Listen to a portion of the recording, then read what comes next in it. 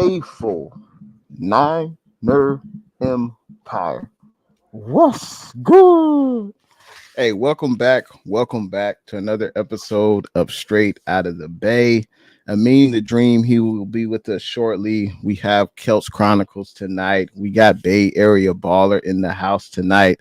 Hey, hopefully everyone had a great weekend. It was hot as hell in the Bay this weekend, man. Whew, man. Hopefully everyone stayed in because it was hot. But we of course got to talk about this Niners game versus the Arizona Cardinals.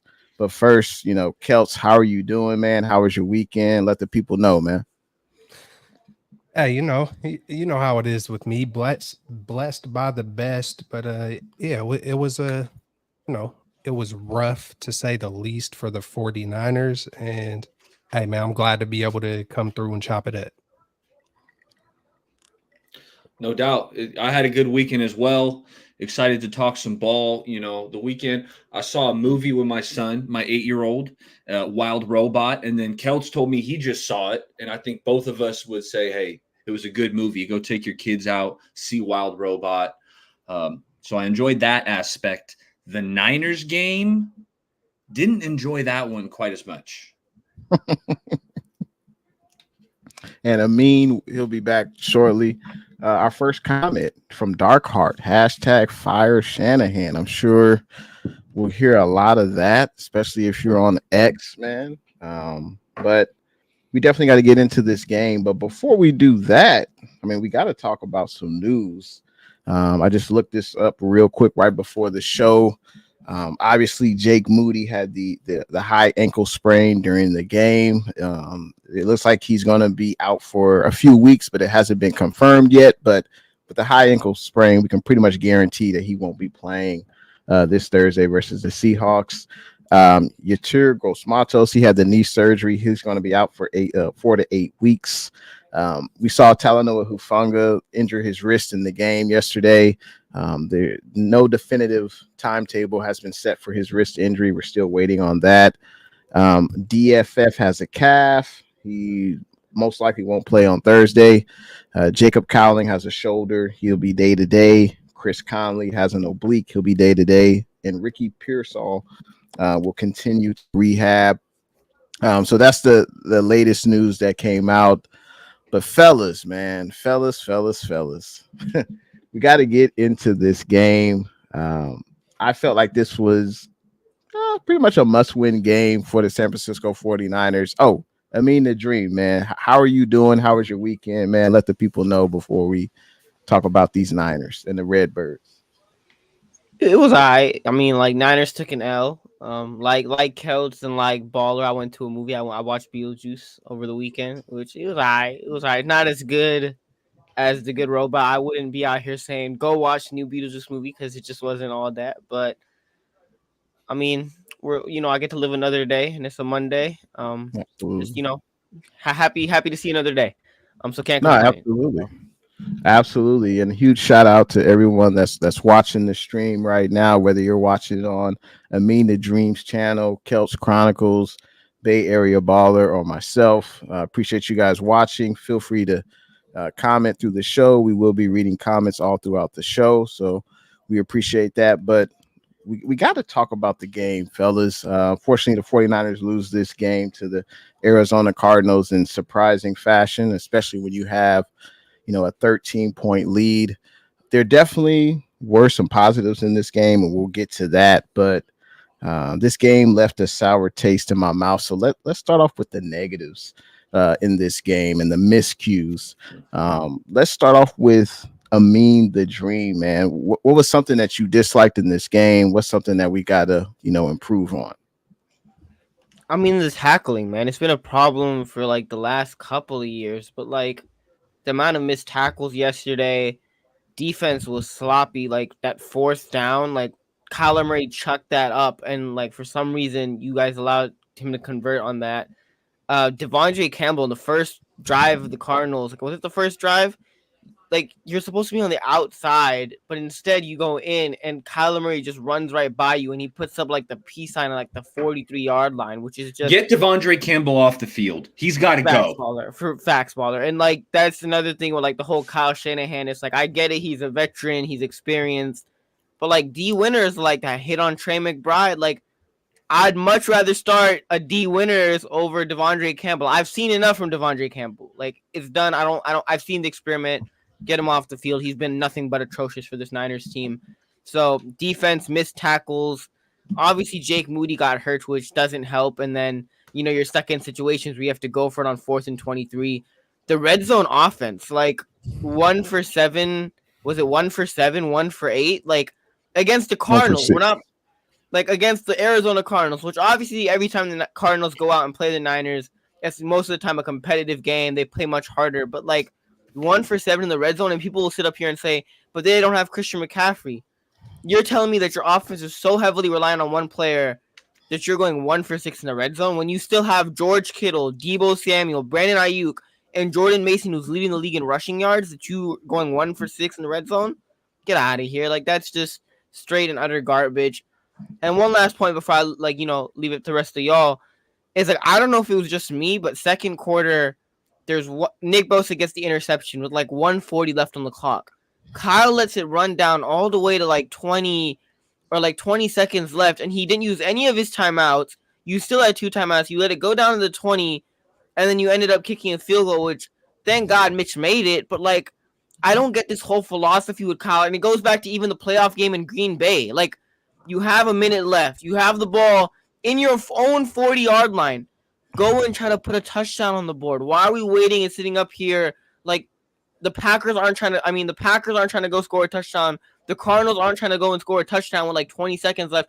Go and be aggressive, Kyle. And this is where there's times where I'm glad Kyle's aggressive on 4th downs. And I'm like, yes, Kyle, I'm glad you were aggressive on that play. But then there are times like this where I'm like, Kyle, stop playing scared. Go out and try to put a touchdown on the board. Your kicker's already hurt. Instead, Kyle lets it roll down to the 20. End up settling for a field goal. It's just, Kyle, be more aggressive. But I'm going to leave it to the rest of y'all. But, yeah, there's tons of negatives from this game that you could take away. Eric, what you got, man? I'm going to pick it up right where Amin left off there because he was talking about Kyle's aggressiveness. And this guy can't make up his mind. It's like earlier in the year, we were saying, okay, man, it looks like Kyle's being more aggressive. And then it's like the last couple games, no, he's turned into being super conservative. And let me give you the example. This is still in the first half. The Niners worked the ball down inside the 2-yard line, right? It's 2nd down inside the 2. He goes pass, incomplete. And I'm thinking, okay, you know what? Even though I wouldn't have passed it there, I'm thinking let's run it, or at least they passed it on 3rd down for sure. I'm thinking 3rd and 4th down, just run it twice. We need less than 2 yards. But calls a pass, turns out to be incomplete. Then he kicks the field goal, right? And then that's when on the next kickoff is when Moody got hurt. But I'm like, inside the 2, you got to go for that, man. It's not like you're at midfield, and you're trying to get a 1st down and you're 2 yards away. No, you are 2 yards away from the end zone, 2 yards away from getting 7 points. And you could have had 2 downs to do it from inside the 2, 3rd and 4th down. So Kyle just can't make up his mind. What is he coaching off vibes? Because I guarantee you the analytics say to go for it there. Guaranteed. So Kyle, it's not consistent when he decides to go for it, when he doesn't. I mean, this team got shut out in the second half, fellas. The team got shut out. And why is that? There were too many mistakes. Okay. There was some unfortunate events like Moody getting trucked and having a high ankle sprain, which prevented you from kicking a couple field goals that would have won the game, in my opinion. That being said, there's too many mistakes. How about the first drive where George Kittle drops a touchdown, right? It's like you got to make that catch, George. George dropped another one over the middle. Brock wasn't his best game. I thought he was holding on to the ball a little too long. Right? I think he's been listening to this podcast specifically to Kelts. Kelts has been telling Brock, hey, I want to see that backyard football. We might have to tone that down a little bit because selectively. He made a couple plays that looked good, right? Playing backyard ball, but then took a sack at an inopportune time. And then, at the back-breaking pick, because at the end of the game, the Niners still had a chance to win it, right? And it ended with the Brock Purdy interception. And yeah, the Cardinals blitzed. It was a heavy blitz, but it's like Brock didn't diagnose it fast enough. Like, I think it was Kittle was open for a quick dump off, and he would have been able to run for some additional yardage. So it's like, that's a mistake. Like Amin said, the tackling was atrocious. James Conner was running all over us. Felt like everyone knew the Cardinals were going to run the ball those last couple possessions. I'm like, they're going to hand it to Conner. They're going to hand it to Conner. And the Niners still didn't have an answer. Devondre Campbell, he might as well change his name to DeVelcro Campbell because he's just Velcroed to these offensive linemen. The dude can't get off a block to save his life. Okay? So get Campbell out of here. I got a few more, but I'm going to pass it off to Kelts and leave some meat on the bone. What was that? The Velcro? The Velcro Campbell, dog, because he's just Velcroed to offensive linemen, or the dude can't get off a block. Sourcing, Kyle Shanahan. Look at the creativity on Straight Out of the Bay crew. It's like, I mean, that was just from the hip, hip firing. But it's to piggyback off of the both of you guys. What happened in Minnesota versus the Vikings 4th and 1? We didn't get it, right? I think Kyle did go for it, and we didn't get it. So here he's like, now I'm not going to do it. But what does Kyle Shanahan always say in pressers? And there's sometimes geniuses turn into psychopaths, and psychopaths, what happens to them? They never admit that they are wrong. They're never wrong.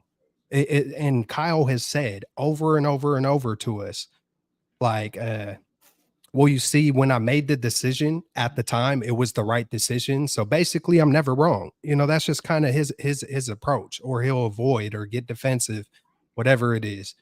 But it's like you said, Eric, he trips over himself. One week he wants to, the next week he doesn't. It's always confusion, deception. Hey, the deception is cool. Bill Walsh used to be very deceptive with the things that he was doing. But you got to have a balance. You got to have a time and place when you do things and when you don't. All of a sudden, we just don't do play action. I mean, even Tom Brady was like, oh, here's a 21 personnel. Here's whatever, eventually, wink, wink. We should be seeing this play action, and it doesn't come. We should be seeing this play, just like kind of like, what are we doing? Are we just going, like you said, are we going off vibes? Hey, this will really trick them. I'm going to come into this game and just drop back pass all game. It's just lukewarm. It's half-assed backwards. I've seen plenty enough. I've seen plenty of Kyle to just know what he is. He has let us know who he is. And it's unfortunate. There was a stat that popped up that I think he has 18 losses when he's up by 10 and heading into, I don't know the exact stat, but someone threw it out on Twitter where Kyle Shanahan is at the head of the list, where he has had the most fumbles when it comes to crucial games. And the next person, he has 18 of those such games since he's been in the league. And I think the next closest was 8. And then ironically, it comes out that Mike Shanahan, his father, leads everybody with 33 of those such games. I wish I had the stat to show you guys. I'll send it to you guys afterwards, but it's incredible. Hey, Mike Shanahan turned it around, won 2 Super Bowls, but he had to have a 2,000-yard runner. He had to have a Hall of Fame quarterback in John Elway, a Hall of Fame tight end in Shannon Sharp. The offensive line for the Denver Broncos back in those days was much better than ours. But it feels like we keep losing these games over and over and over from quarterback protection breakdowns. That's the way, because we could look at Brock. Oh, he should have got rid of it. But Brock knew that Mason was over there. He probably thought he was cool for an extra tick. And I mean, he tried to get it up out of there. It didn't fall our way. It just sucks to see it happen the same way. I went through the history of some of our most crucial, biggest losses, and every single one of them had moments where quarterback protection was broken down. Kyle and John have come to an agreement. I seen in a draft, one of their drafts, they talked about the philosophy with the offensive line. If anything, if there's flaws on the offense, Kyle has it covered. This isn't my words. This is what they have told us. I can't remember what year the draft was when they said this to each other, but if there are flaws, Kyle's got it covered. He hasn't been able to cover that one. He's told us he likes his offensive line,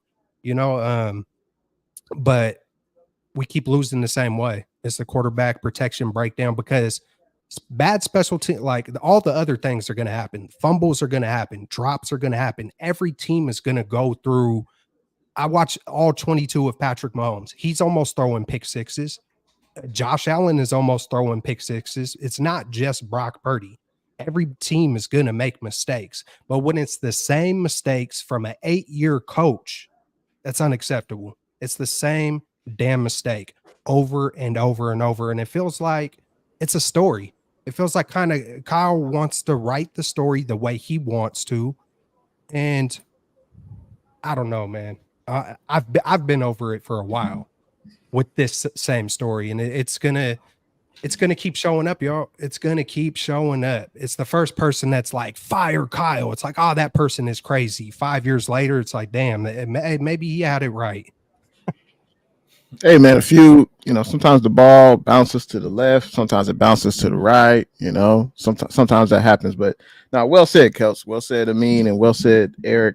I gotta say, what's good to everyone that's currently watching the stream. We have Darkheart, Jesus, Stevo, Bob, Daniel, Jose, Papa, David McNiner, Rick Diaz, EB49, Papa J. We appreciate everyone tuning into the stream tonight, man. Feel free to leave your comments on why or what you thought was negative in the game, what you didn't like, what you think it needs to be improved for the squad to get back to their winning ways. There were definitely some negatives in this game, fellas. You guys, pretty much hit on them. The red zone was definitely tough to watch. Being 1 for 6, we were hampered a little bit by Moody not being available, but then again, it goes back to our special teams, one of the worst units in the NFL. It's been bad since Kyle has been here. Why is Moody making a tackle on the kickoff coverage? That shouldn't even come to play. The 10 other guys need to take care of that. If your kicker is making a tackle, that means the runner most likely is already at the 40. Like that makes no sense. Mitch. Get down, Mitch. I mean, we've went on. Yeah. He tried, but yeah, you could tell he don't practice tackling. He's a kicker. He kicks the ball, man. But so and then our special teams. Hey, Bosa had it, or no, not Bosa.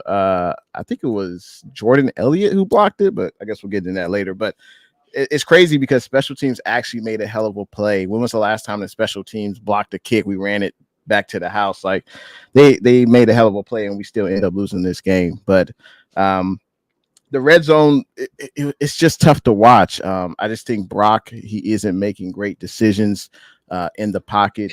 I don't think he's seeing open guys for whatever reason in the red zone. I don't know if he gets nervous in that situation, because we can move the ball from end of the goal line to the 80-yard line. Hey, we can move it between those hashes, no worries. But as soon as we get to the goal line, for whatever reason, and I looked this up, I'm gonna definitely bring it up later, but for whatever reason, especially with Jordan Mason, he actually leads the league in carries in the red zone, if you can believe that, right?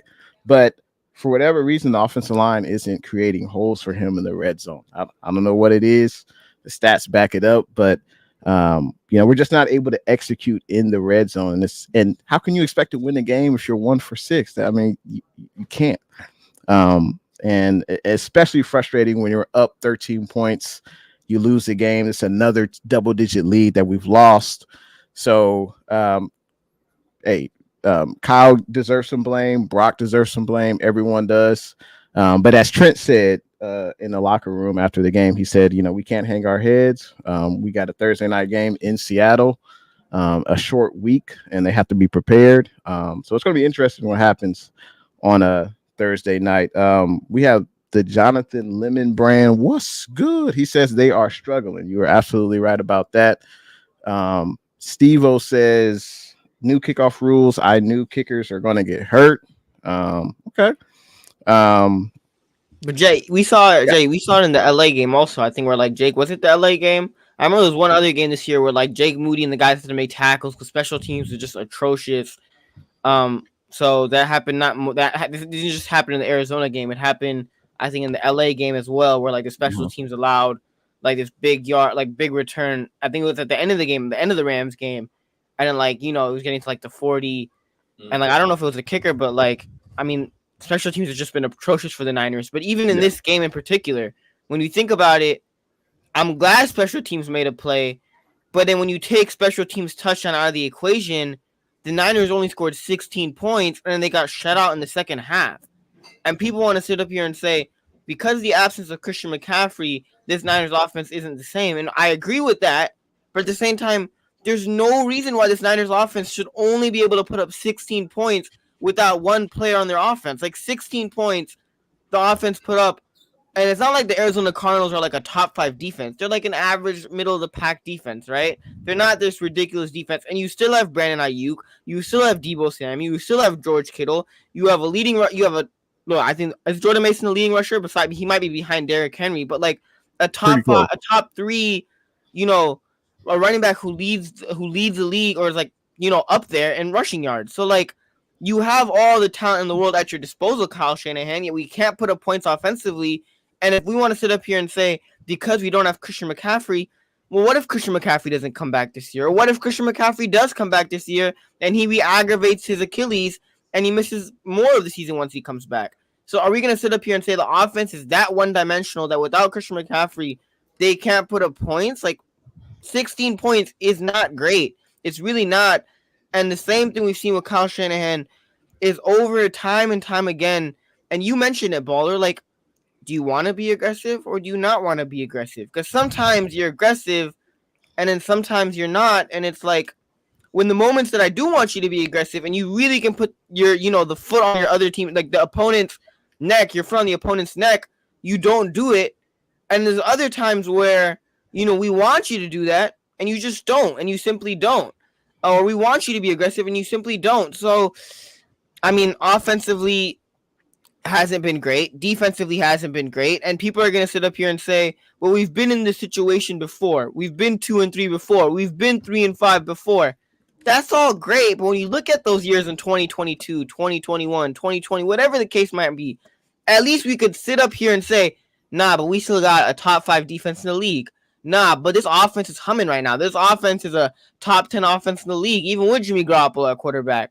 But this year, the defense has been atrocious. The offense has no identity. And the special teams has been garbage since Kyle Shanahan has got here. So what makes you confident in this team to really turn it around and go on a win streak or go win 5 games in a row, even if they make the playoffs, right? Like we beat Seattle, we're the 1 seed. Am I really going to sit up here and be confident that we're the 1 seed when we have to play Kansas City, Dallas, and have a tough road stretch after?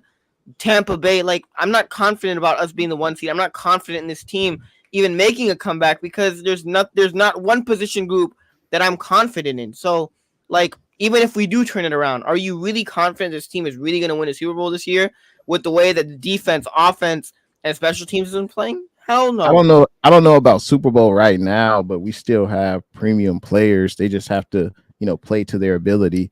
I heard Colin Cowherd say the Niners defenders or the premium players, their name is bigger than their britches. Like, yeah, you got Bosa, you got Warner, you got Kittle, you got Debo, but are they playing to that standard? And I would have loved to have seen more Debo in yesterday's game. I don't think I saw that much. He did catch a few passes, he ran a few balls, but I would have loved to have seen Debo get more involved. But we still have the guys. But I mean, we looked good in the first half. I would have loved to have converted some of those field goals that Moody made to touchdowns, of course. But the players are there. They just got to execute. I think. Jay, we've had the players for years, Jay. We've had the players for years. And why do we struggle? Like the last few years, 3-5, 2-4. Like we've We've been there before. I'm not saying we're going to win a Super Bowl this year. I'm just saying the season isn't lost. It's not over. We still have the horses, I believe. But you just have to go out there and prove it. You got to want it more than Arizona. I mean, there's no reason this team with these players should get shut out by Arizona. I mean, can anyone even name a player on the Arizona's defense besides Buda Baker? I mean, come on, man. Like they are one of the worst defenses in the NFL, but they didn't play like that yesterday. And we didn't take advantage of, I noticed this dude Gardeck, this D-line Gardeck, because he made some plays. I saw one where he just threw Juice to the ground, like literally just grabbed him by his chest plate and just disposed of him as Juice was trying to block him. So Gardeck flashed for me. I learned about him. But fellas, JP Mason, like I know he's leading the NFL in carries. So by the way, a couple fumbles on 105 carries, like I'm not too concerned about that. Like Ramondre Stevenson fumbled like 4 games in a row, and his coach still handed him the rock, and he still. So was it an untimely fumble? Yes. Did it hurt the team? Absolutely. Yes. Do I think Jordan Mason should still have gotten more carries than 14 when he's averaging over 6 yards a clip?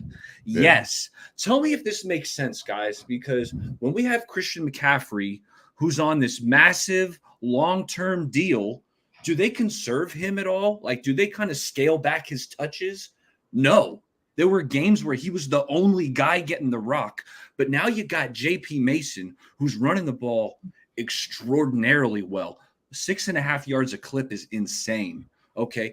But then Kyle's going to, like, are they conserving JP Mason? Seems like it. Oh, you know what? Hey, let's take our foot off the gas on JP. This guy's an undrafted rookie who we're probably not going to be able to re-sign next year. So let's give him less carries. No, I disagree with that. Use up JP Mason right now. Give him 20 plus touches. Like Garendo, I'm not saying he was bad yesterday, but who's better, Garendo or JP Mason? Like Garendo should not have been down there by the goal line trying to punch it in. Like that should have been JP Mason. If they need a breather, work it out around the 50-yard line. Okay. Give them a breather around the 50, not when they get inside the 10. So that upset me. And then the other thing I'm going to mention with JP, because I've been noticing, like, how come he's not catching many check downs? I feel like Brock isn't really looking his way. I know he's helping out blocking, but it's like I went back and I looked at last year through 5 games. Christian McCaffrey had 24 targets. Okay. This year through 5 games, Jordan Mason's had 8. So a third of the targets as Christian McCaffrey.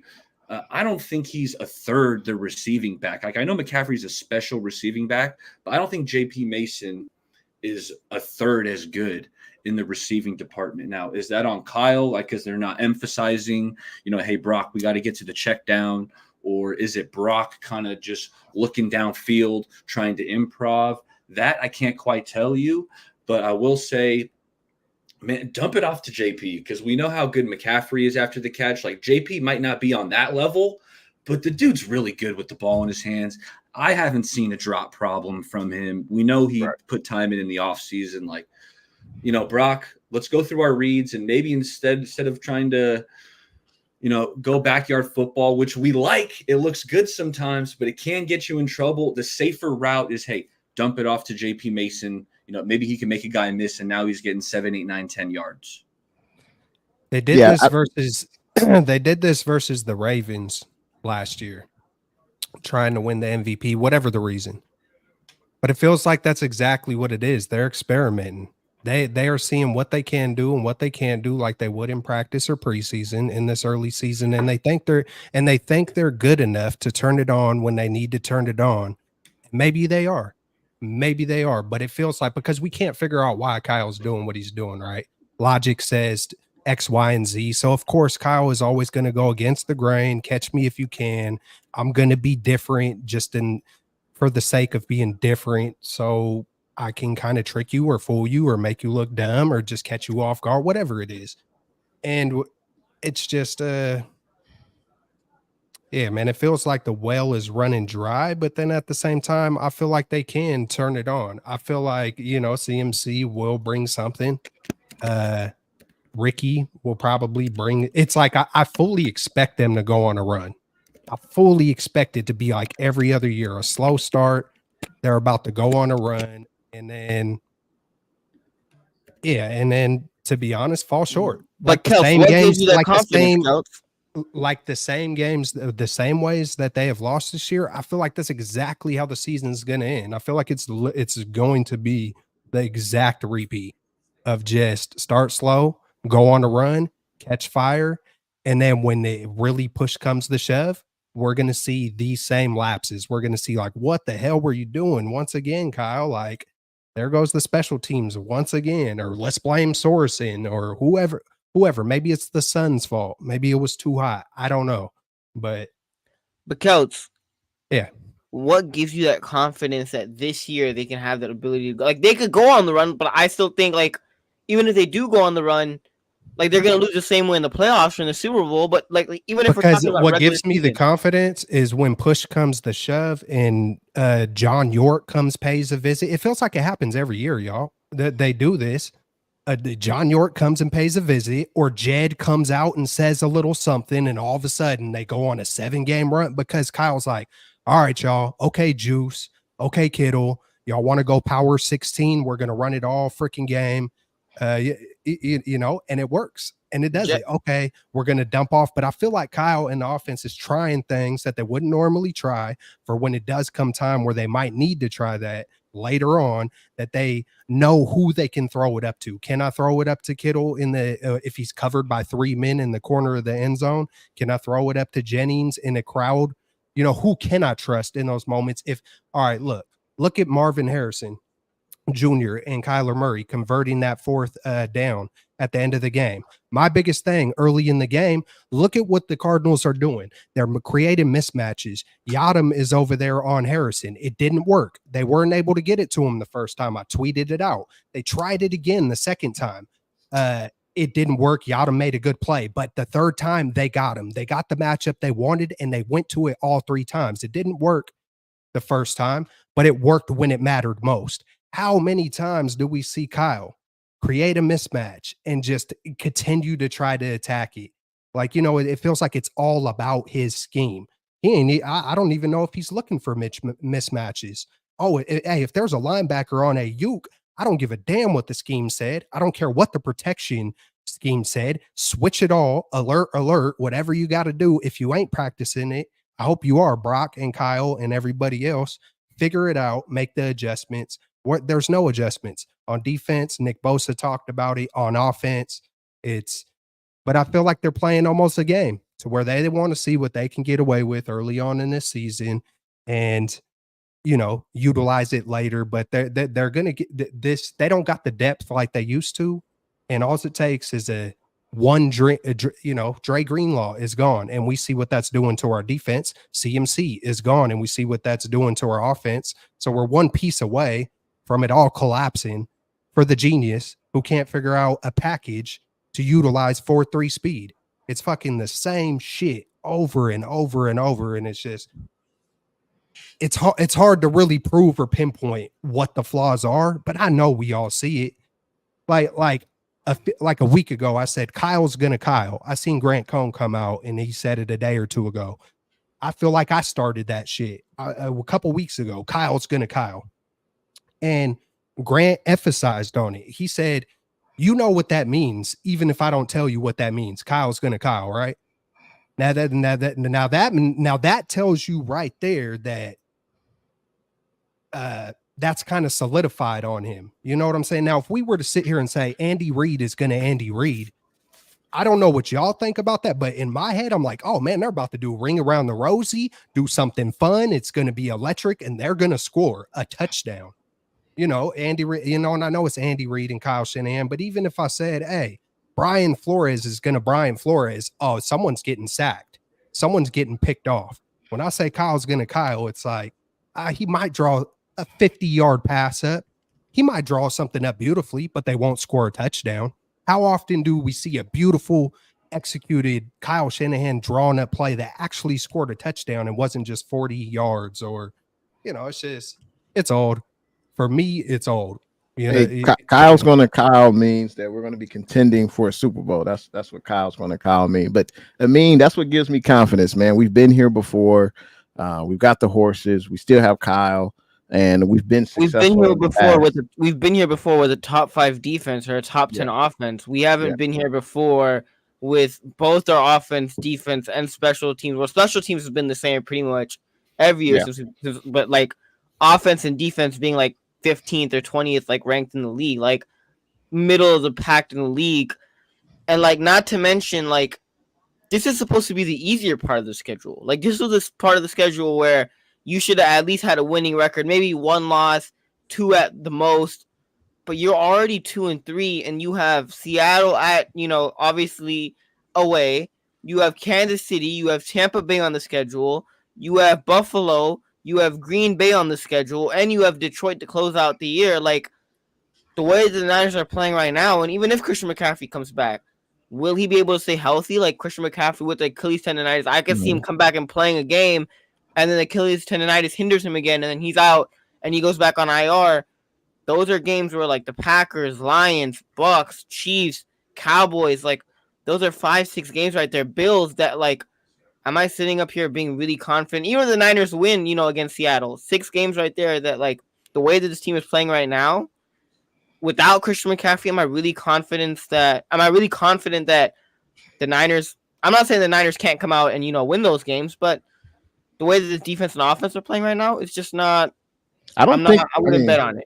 You could argue the last 2 games that we've lost, the offense did look good at certain points in the game. I don't know what the hell happened in the second half, whether AZ stepped up, they changed their scheme, whatever, but they limited our offense greatly.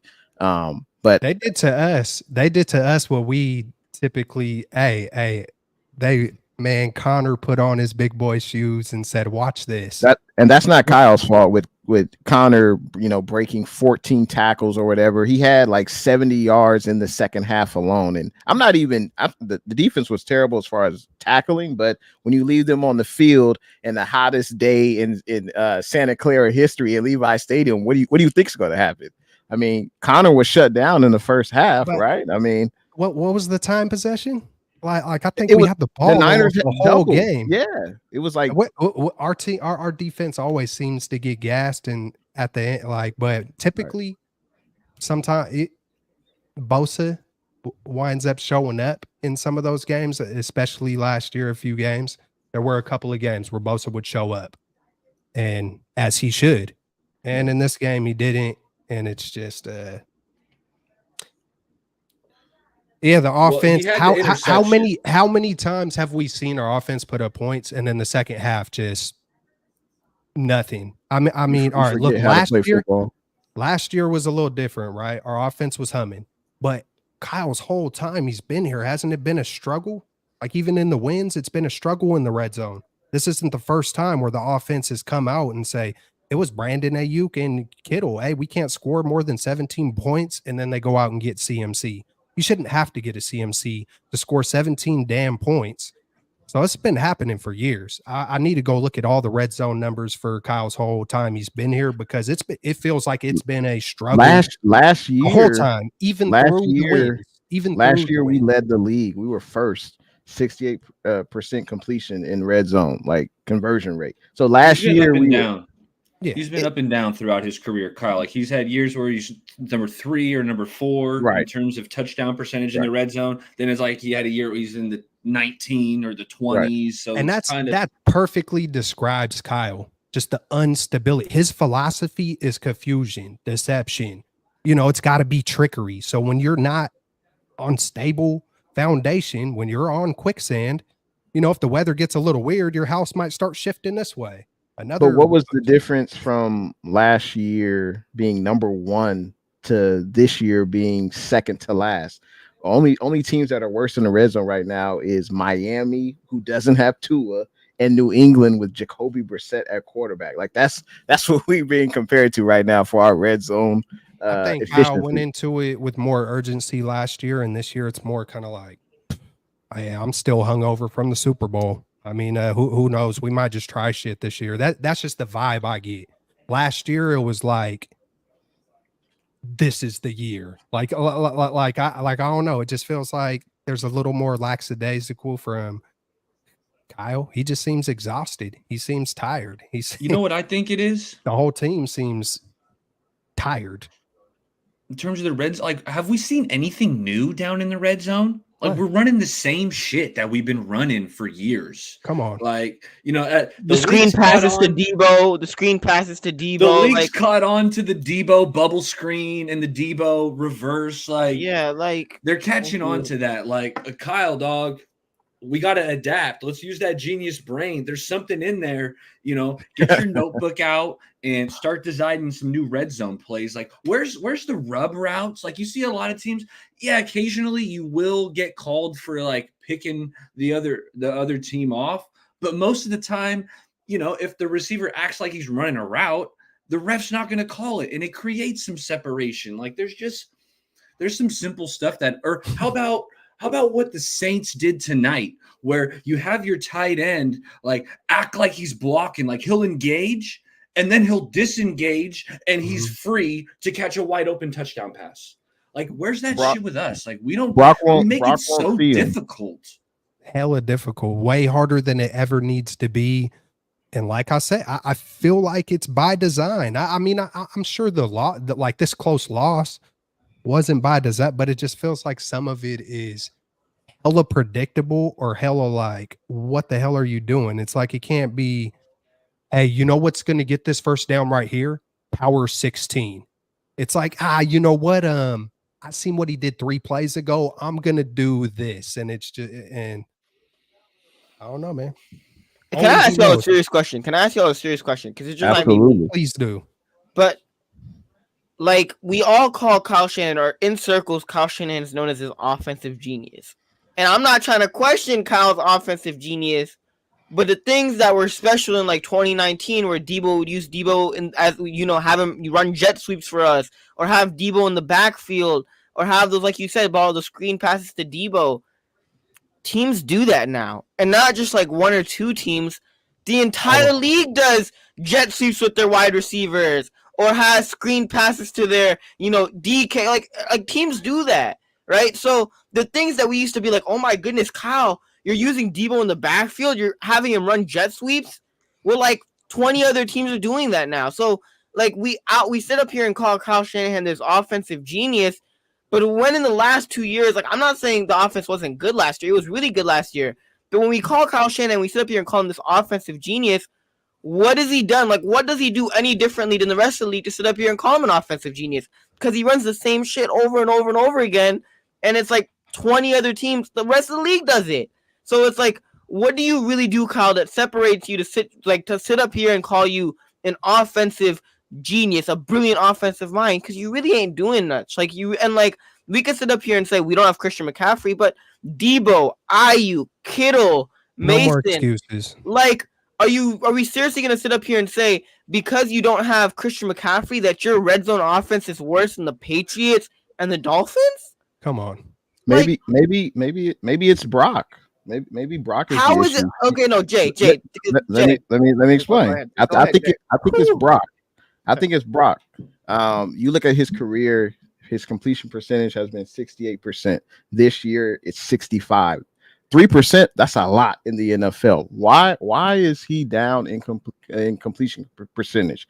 I have no idea why. Maybe he's trying to play backyard football. Maybe he's trying to, hit the deep routes or whatever. Maybe he needs to hit his checkdowns. Like, he didn't see, like, as E mentioned, Kittle was wide open on that last drive. He didn't see him. He didn't see the blitzer coming in. He didn't see Kittle was wide open. Maybe Brock is the problem. I don't know about you guys. Yesterday, Brock, that was the worst game I ever seen him play in my life. And I'm dead serious. You look at him in the red zone this year. He's being compared. He's only completed about 56% of his passes in the red zone. 17 of 30. That's terrible. He's literally behind Trevor Lawrence. He's right in front of Jalen Hurts, Will Levis. Like, that's the type of company that Did y'all notice on one of the red zone ops we got, they force fed it to Juwan Jennings 3 straight times. I don't know if y'all like seen it. It wasn't even. It was like it felt like they already had it premeditated. Even Kyle, it felt like that's what that's what I felt watching it. When I watched it, it was like it was just one red zone drive. I can't remember which one, but it was one in particular where they went to him three straight times. Like they wanted to And make sure is that on Kyle? TD. Is that on Brock? I mean, Brock's ultimately he receives the snap on every play. I don't know, but red zone is my where you got thing to is, score touchdowns. whether you're Brock it's or Brock. Kyle, like whether it's Brock or Kyle, whether it's both, it's like, why would you, like, why? Like, is it? But then the other weird thing about it, when he did go to JJ 3 straight times, it's almost like he kind of was trying to lobby each 3 times instead of really just put it on. So it just felt, I don't know, it felt weird. Well, we've seen it this year. We've seen Brock look a little more strange this year that we haven't seen other years, or particularly last year. Like we've all noticed that from the jump.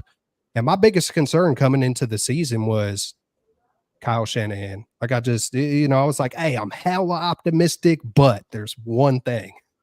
Maybe it's my PTSD, whatever it is. And it's hard to truly pinpoint. It's like, it's not like, hey, here's the evidence, here's the proof, because some geniuses are really slick like that, to where you will never be able to catch them. It might take, look, it took what? Hey, I don't mean this in no kind of way, but it took what? All the signs were there, but it took what, 20 years to catch Diddy? It's like y'all knew what was happening. Y'all knew what the hell was happening in 1999. You're comparing Diddy to Kyle. And what did you tell but what did they tell the first person? The first person that came up with an accusation, they're like, you're crazy. You're a weirdo. Ain't shit happened to you.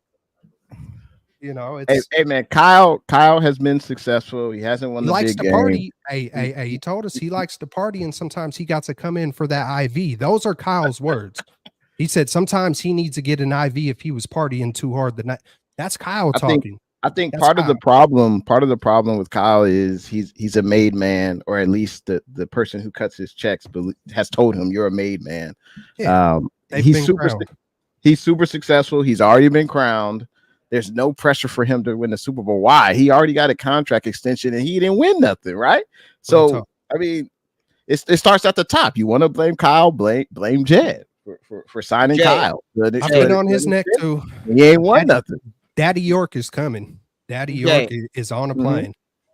But you said, obviously Brock didn't have a good game yesterday, but you said it might be Brock's fault. But if you feel like it's Brock's fault, right? Like the simplest thing to do is that, like I said this a couple of weeks ago, the 49ers, like I'd rather you win ugly than like lose pretty. Like I don't need you dropping back and throwing deep balls every single play. And it's like, if you seriously just run the ball with Brock Purdy and like literally just do what you did with Jimmy Garoppolo, throw slant passes, create scheme open receivers, run the football down teams' throats to the point where, like, with Jimmy Garoppolo, there would be games where we would have one drive that would take up like 9 to 10 minutes, and you would put up a touchdown, and it would take up almost the entire quarter, but you would put up points, and it would result into a touchdown. Not a field goal, not 0 points. It would result in a touchdown. I get that you trust Brock to be your quarterback, but we don't need Brock throwing the ball 30, 40 times. Unless you're down in a game, all you really have to do, Kyle, is just go back to the fundamentals of what you were doing with Jimmy Garoppolo. Run the football down the opposing team's throats, create easy passes for Brock Purdy. Like, Brock Purdy can do more than Jimmy G, so when you need him to make a throw and make a play, he can, but he doesn't need to do that. You don't need him to play backyard football every play, 4 quarters of the game. Do the simple stuff. Play fundamental football, but instead, Kyle Shanahan's out here. I don't know what he's doing, but, like, we don't need Brock to play backyard football. And if you don't have like, I don't think that's Kyle. I don't think Kyle wants him to do that either. I think that's Brock. But then run the ball. Like, run the ball if you don't like. Brock is going to do that in general, but then run the ball. You don't need Brock throwing 30, 40 passes a game. Like, this is not like the what's it called? The Mahomes and the Chiefs do that because that's their offense. That's what their offense is known for. This Niners offense isn't known for throwing the ball and beating you through the air. This Niners offense is known for beating you in the trenches by running the football down your throat and tiring you out by doing that. And for some reason, Kyle won't go to his identity and do that. So if you don't want Brock playing backyard football and running around scrambling for his life, like, call him a run plays with Garendo, with Mason. Like, run the ball, Kyle. That's what you're known for. But you repeatedly choose not to do it. And then we sit up here and we only score 16 points on offense. And people are like, oh, but it's the lack of Christian McCaffrey. That's why. And maybe they are experimenting, because you can't put nothing past what these guys are actually doing behind, what they're doing. I said experimenting to see what they could do later on in the season, but also maybe they're seeing exactly what the only way you can see exactly what you have in someone is if you push the limits. And maybe before handing over 60 million, they want to see his true capabilities. If they're like, here, drop back passing, let's see what you can really do. Like, because, hey, let's say 5 years down the road, if this team is stripped, he might have to go backyard a lot. It just, and I agree with you guys. I wanted to see him improv, and I wanted to see him use his legs, but not like this. Not where it's, I mean, come on, man. Hey, get out the pocket and then a second or two later, hit it's fun to down. watch, It's but like backwards. you said, he can't do it so many times because then, hey, maybe he'll miss that check down if he would have just, hey, 1, 2 seconds, 1, 2, 3, get the ball out. But I think Brock has to be better. The red zone, that's where you need your premium players to play their best, and Brock's not his best in the red zone. That's just point blank. Take what the defense gives you. Hey, I understand you're looking deep and want to come short, but do the check down, do the check down, do the check down, do the check down, and then hit them deep. Come on, we've been watching football our whole damn lives, man. It's not rocket science, man. Tom Brady laid out the blueprint. Jesus man, Christ, man. Hey, Tom Brady wants to coach. When the check down's open, you hit it. You take the 5, the 6, the 7 yards every time. It sounds like a joke, sometimes, and it sounds crazy, but hey, Tom Brady wants to coach, and we all know who his team is. How ironic would it be one day if he is a 49er coach and the guy who said no to him was Kyle Shanahan? How ironic would it freaking be? People, do you want Jim Tom Sula? Hey, well, Kyle is basically Tom Sula every 10-point fourth quarter lead. There's Ben Johnson, Brian Flores, Bill Belichick, there are people out there who, and you don't know what they're going to be until you take a shot on them. So, I'm a big Peyton Manning guy. I think if Peyton ever Peyton, hey, I'm down. I think if Peyton ever wanted to do it, I know he's got a good gig, on ESPN. He's probably making a lot of money with a lot less stress.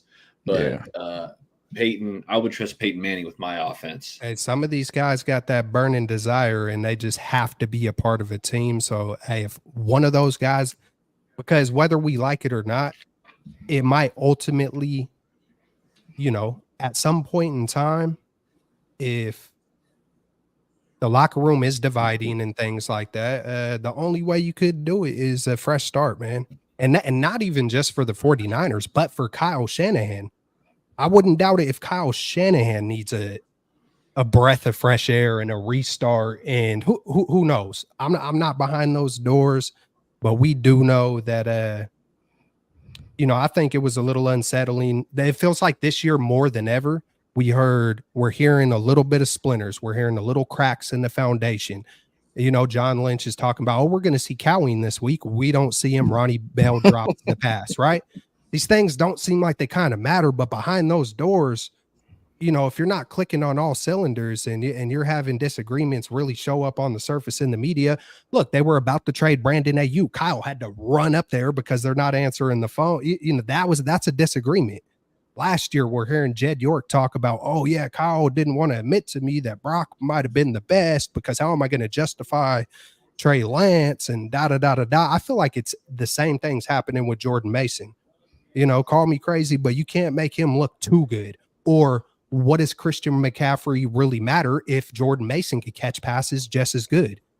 Then it's like, oh shit, we just restructured him. Did we fumble again? Did we fumble on Ty Davis Price? And Trey Sermon and all the, look at Moody ain't there, Latu isn't there, and our offensive line isn't as good as we want. If you really start stacking up the misses, oh boy. Well, you need more than one back. I think we all know that. So I don't particularly believe in that theory. I think I agree with Amin. We need to feed Mason the ball more. We are feeding it to him in the red zone, but he's not really that effective in the red zone. He's only got 3 rushing touchdowns so far, and he could be better. I think the offensive line maybe could be better. I sent you guys a reel. I'm not sure if you guys saw it, but Greg Papa on a 680 KMBR was talking about the red zone issues, and also he showed clips of and we're not effective. We're not executing the game plan, whatever that is that Kyle Shanahan wants to have done in the red zone. We're not doing it.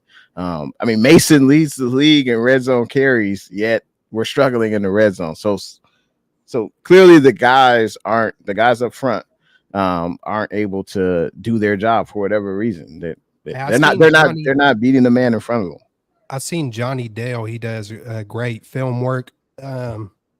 I don't know if you guys know who I'm talking about, but yeah, he I've said, heard hey, of him. Yeah. hey, and sometimes I won't even go watch his stuff. I'll just trust his word because I have watched him. And it's like, hey, the holes are there, but Mason and Garendo just aren't hitting. Like even when Mason is picking up these yards, it's like, oh, if he would have made that cut, it would have been house call. Yeah. So I did see that from someone who, seems pretty. He's watching it. And it's easy to critique when watching something in slow motion. Oh, you could have went that way. Oh, you could have went that way. Like that's another thing too. I mean, but yeah, it is what it is. Hey, we talked about the negatives. We talked about the red zone issues. For us to win versus the Seahawks Thursday night, who do you think needs to step their game up? Or before we hit that, we could talk about some positives. I don't know if y'all in the mood for that. A few guys did have good performances. If there's a guy that you want to say, hey, you stood out to me versus the Cardinals, feel free to say their name and talk about them, or we could get to, step your game up, whichever one you want to do. Well, why don't we hit a few positives? Yeah. I got a couple players that I wanted to shout out. I'll start off with the rookie safety, Malik Mustafa. I thought he was flying around there. I saw him break up a pass in the end zone to Trey McBride. It looked like McBride was going to catch it down in the corner. And that's right. Mustafa got in there, got physical, jarred the ball loose, prevented that touchdown. He had another PB. I don't even know if it's a PBU because it was more like he just popped the receiver over the middle and he dropped the ball. So I like what I'm seeing from Mustafa, especially because I know Hufanga went out with the wrist, but Hufanga hasn't quite looked the same. I know he's kind of shaken off and maybe that ACL rust, kind of working out some kinks, but he seemed to step slow.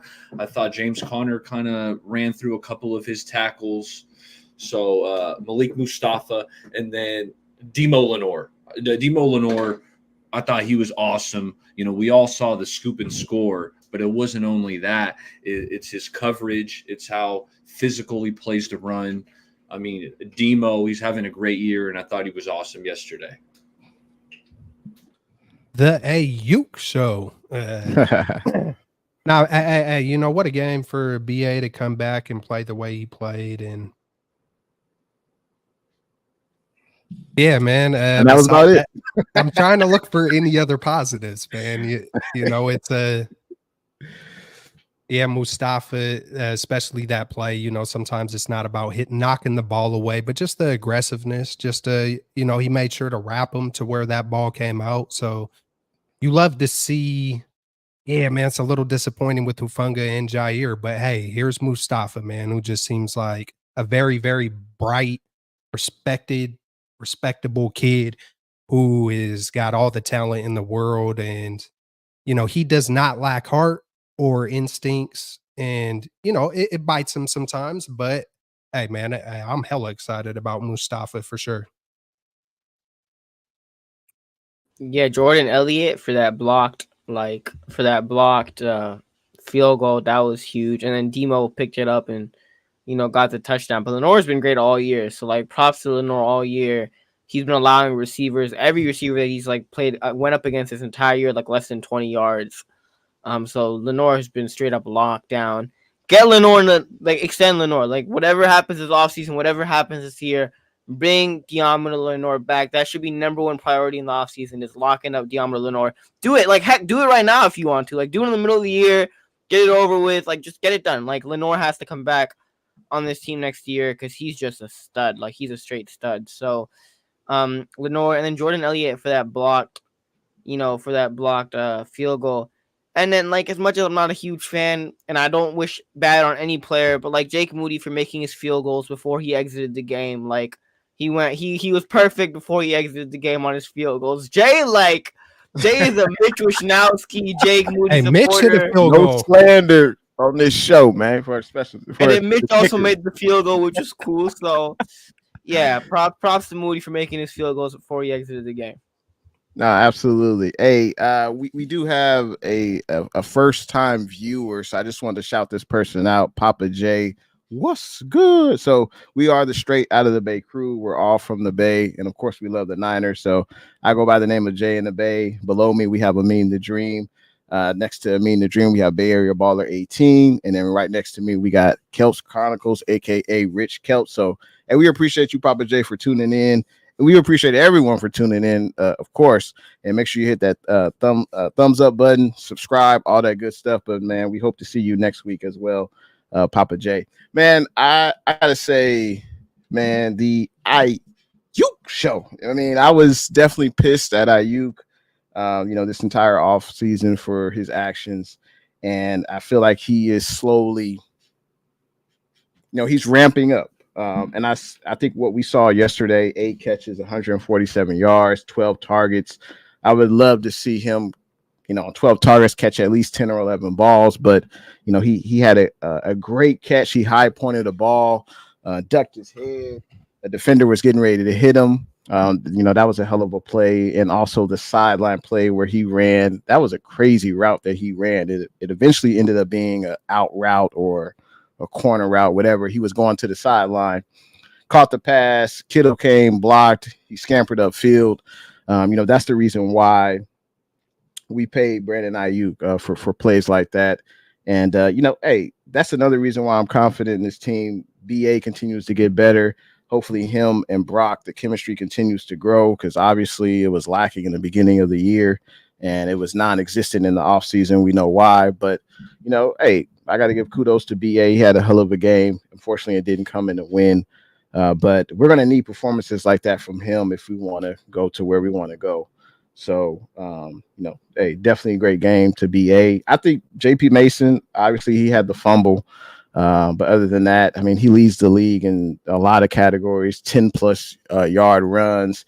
He's up there in carries. He's up there in rushing yards. I think I agree with you. I mean, we need to give Mason the ball more. I don't get, or if you want to use Garindo, that's fine. Just run the ball more, especially when you have a lead, right? I mean, we all can agree with that. Everyone in the chat can agree with that. But I think JP, I mean, who would have known he would be this productive, in his career? Well, I guess everyone knows because everyone was saying, "Hey, give JP the ball more." But it's good to see. Like Kyle just has to know how to use this guy situationally because, like, even when Christian McCaffrey comes back, like Jordan Mason on the 3rd and 1, 3rd and 2s, I've been saying it for like God knows how long now. Like 3rd and 1s, 3rd and 2s, like those are instances where even when Christian McCaffrey comes back, like Jordan Mason is literally built for those situations. They call him Baby Marshawn Lynch. Like on before every game, they call him little Baby Marshawn Lynch. Like because you could use him for those situations on 3rd and shorts. Go jumbo. Let him know what you're gonna do. Go jumbo. Like, exactly. Like just yeah, like Kyle, know how to use your running back situationally. Like I don't want Christian McCaffrey to come back and then Jordan Mason's like completely vanishes off the face of the planet Earth, and you never see Jordan Mason in the game. Like nah, like give Jordan Mason opportunities and use them both situationally, the correct way, which Kyle doesn't do and he hasn't done the last couple of years. But What Hey, do I hey, know? What do well I know? said. I'm just a 49ers fan. Kyle is the head coach of this football team. So what do I Hey know? man, you know football. You play Madden, man. You know it. We all get on the sticks, man. We know what we talking about, man. We play Madden, man. We watch the game too. So um yeah. So who needs to step their game up in order for the Niners to win versus Seattle? Who wants to set the tone for the group? The whole damn team needs to step their damn game up, all the way starting from Jed damn York all the way to Mitch Wisnowski. The whole team, man, they got to get on the same wavelength. This team is lightweight divided, whether you want to believe it or not, because you got guys like Debo Samuel coming out. We've been the best team for years. You got Brandon Ayuk. Oh, this is the best team ever assembled. You got guys like Juice out here freaking tagging Grant Cohn. You got Diamador Lenore coming out talking about, oh, they got lucky on the Rams game. Oh, trash can could get a steak. Oh, the Cardinals got lucky. Y'all need to tone that shit down. But then you have people like Bosa, like, nah, we need to fill this loss. Then you have other guys like, Fred Warner. Oh, yeah, you know what? You got some of these guys, and I get it, everybody's different. Everybody has their own flavor and own styles. Some people are going to take that confidence and it might seem arrogant, but maybe it's just confidence for them. Whatever it is, this team isn't on the same train. That's just point blank period, because you're hearing typically back in the day, every single one of the guys would say the same thing. I don't know if y'all remember that or not. We'd hear a press conference. Bosa would say it. Freaking Debo would say it. It'd be like, damn, they're all saying the same stuff. And that ain't the case no more. You're hearing John Lynch and Kyle Shanahan be disconnected with some of their things. The players are there's contracts. Some are getting, juice even in the beginning of the season. Oh, he had to take a pay cut. Other guys are getting restructured, getting pay raises. There's more splinters in this team than we think. It's not just on the field, and everybody needs to step it up and get on the same train. I think they can. I think they will, but I don't think it's going to be. If anything, I think that they could be a game short of the NFC Championship. It'll be similar to the past, but a little less. But they all got to step it up. You're muted. It's reminiscent of when Jordan Poole. I know no one didn't get punched, but it feels like the one thing about the Warriors that year, they didn't feel like a team. It's like they never felt like a team that year. And it's kind of hard to decipher what does a team look like. Well, some teams go through all these adversities and rise up, and like the Kansas City Chiefs last year, all the outside noise, no one can catch a ball, all this stuff. The contract situation with their pass rusher, Chris Jones, like they still felt like a team the whole time. I don't know about y'all, but it didn't feel like Well, it felt Chris like Jones was silent though. I think he held out for a regular season game, but he was silent. It felt like they he had wasn't a going on quiet social media. confidence, Yeah. like they still had a quiet confidence and still stuck to business. You didn't hear disagreements with Andy Reid and whoever their GM is, or a couple players over here throwing, or it feels off, y'all.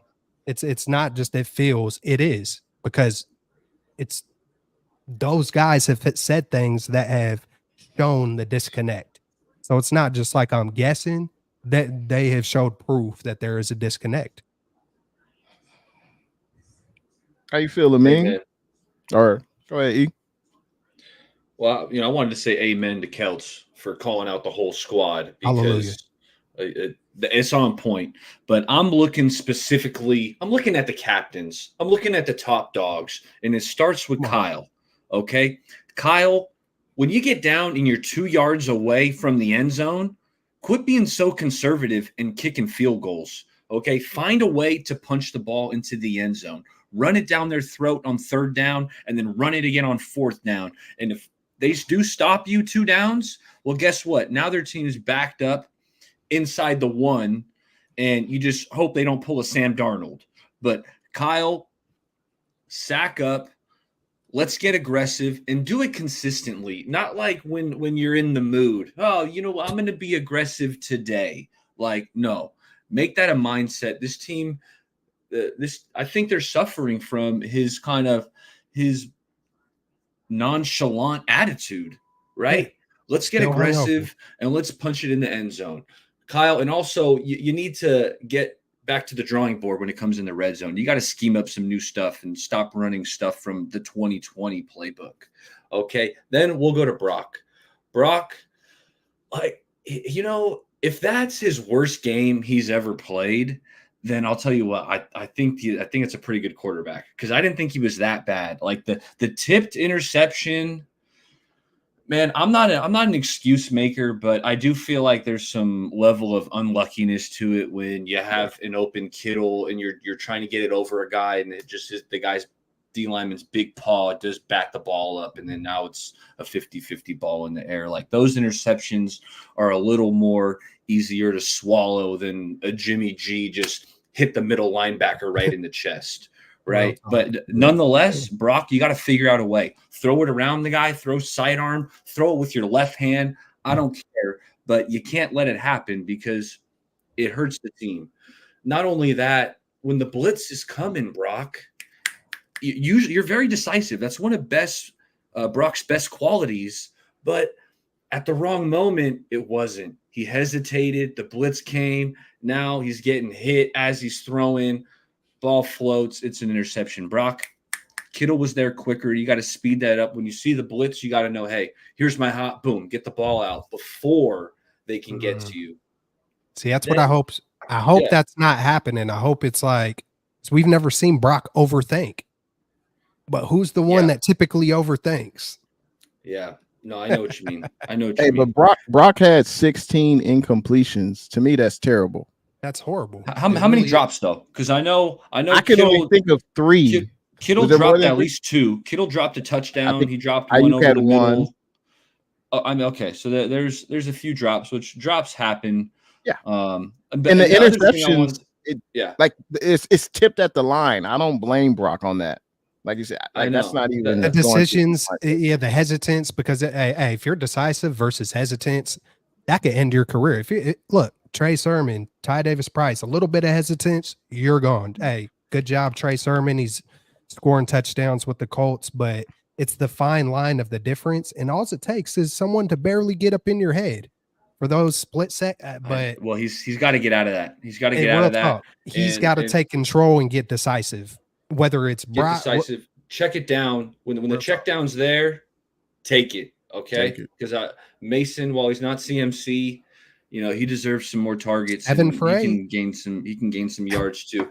And then I'm trying to think, like, who do I want to call out on defense? Right, like Sorensen. I guess you can call out Sorensen, but no, I'm going for who I deem the top dog on defense. It ain't Nick Bosa.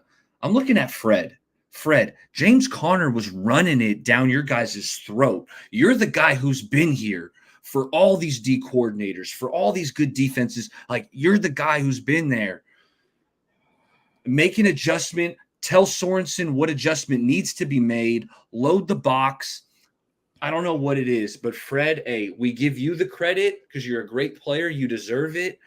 But when the Cardinals are running the ball down your throat, and I know they're going to run it, my grandma knows they're running the ball with James Conner, and you guys still can't stop it, like, Fred, I'm looking at you because you're the big dog. So, get in someone's ear. Why don't you get in Devondre Campbell's face and tell him, hey, Devondre, you got to get off a block and make a play.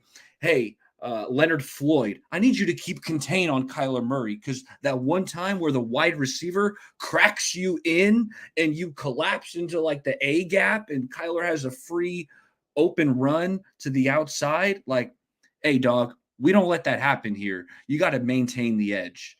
So I'm looking at Kyle. I'm looking at Brock. I'm looking at Fred. I'm looking at these leaders to hold themselves accountable and the team. No, well said. Nah, preach, baller. But like, okay, the only thing is when Kyle doesn't hold himself accountable, I don't know how you expect the rest of the guys to hold themselves accountable. Because when you hear Kyle go into press and it's like, it just didn't work out in this situation, or I called the best play.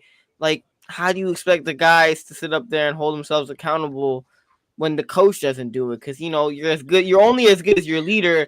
And if your leader ain't what he's supposed to be, for not like it's not his first year, the second year, it's his like what 8th year with the Niners.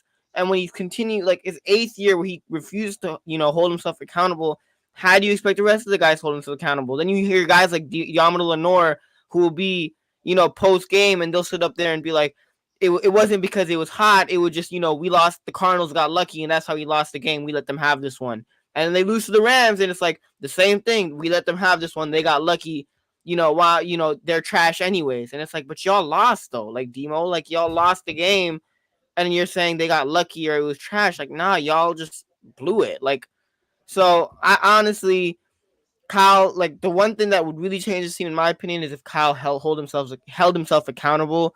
But if Kyle continues and refuses not to do that, then like you'll have players post game be like, you know what, they got lucky, or we're the best team in the league. Like, are you really? Because y'all's record doesn't say that. Like y'all, and the way that y'all have been losing, it's not like y'all been losing to the Chiefs or like a top team. Y'all have been losing to the scrubs of the NFC so far. Sam Darnold.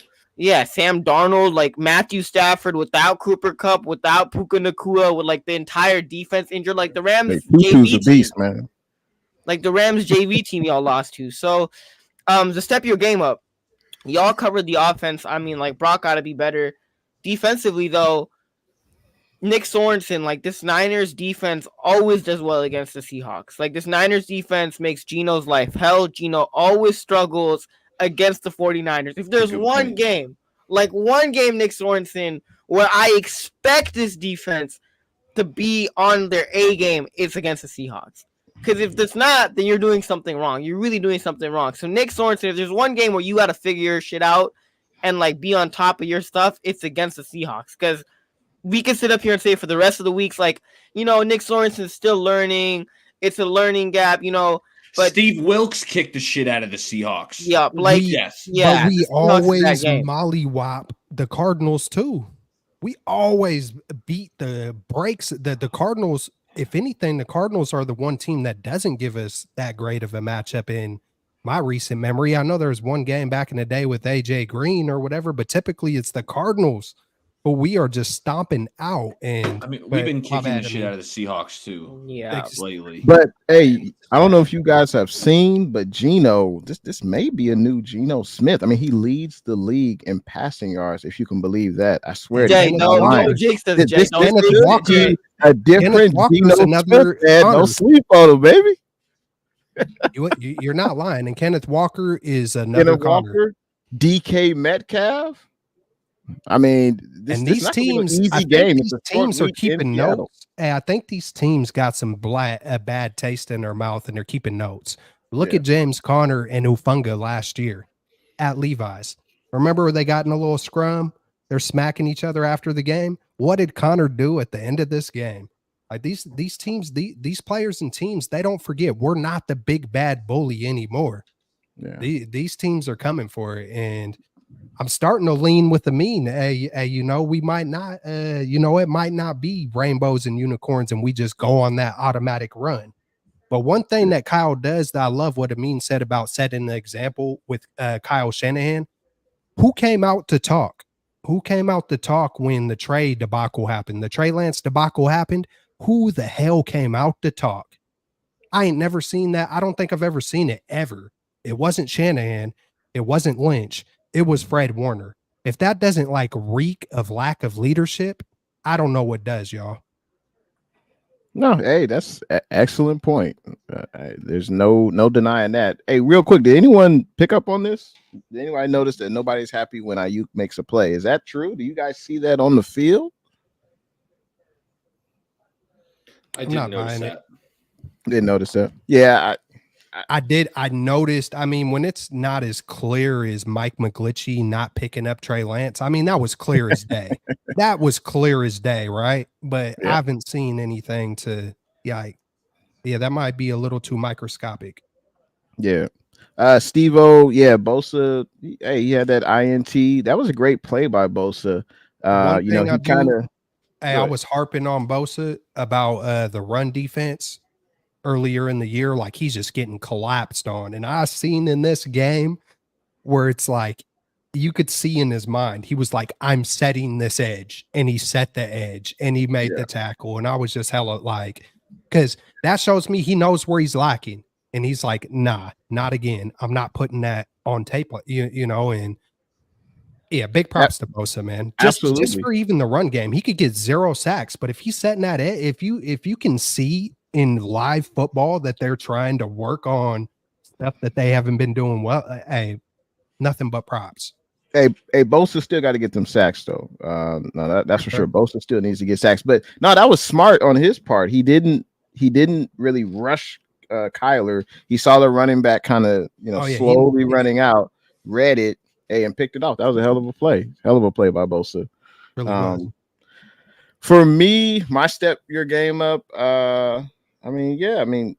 The defense in the second half, they're not the reason we lost, but it was definitely a piss poor performance. When you allow that many missed tackles, I think it was 12 to 14 missed tackles. I don't think that's just one guy, even though Fred, hey, you look at the defense, you look at Fred, but 14 missed tackles, he wasn't the only one back there. I think all of them have to look in the mirror, and you did say that as well, Kelts. They all got to look in the mirror because Seattle is not going to be easy. I know they lost last week to the Giants. But I don't know. Did you guys see the Monday night game versus Detroit? I mean, Geno was slinging it. But he against the Niners, he usually doesn't do that. Like Geno hasn't beaten the Niners yet. He is 0-4 versus the Niners. I think in the 4 games he's thrown 3 touchdowns, 3 interceptions. So it's been a lackluster average performance. But I don't think it's going to be easy. That's for sure. Especially a short week. We've got injuries. It was hot as hell in Santa Clara. I'm sure that took a toll on the squad, but it doesn't matter. We're going to have to be ready come Thursday. Who is their coach? McDonald? Mike McDonald. Yeah. Yeah. Hey, one more thing real quick. Can we not have Isaac Yiadom on like DK Metcalf like throughout like the first 2-3 quarters of the game? Like if I see that, I'm actually... they have shown that we can easily have a mismatch created on us, and based on the way we're running our defense, it feels like we're not gonna switch it. It's just like I don't know. That's my guess. I expect to see more mismatches.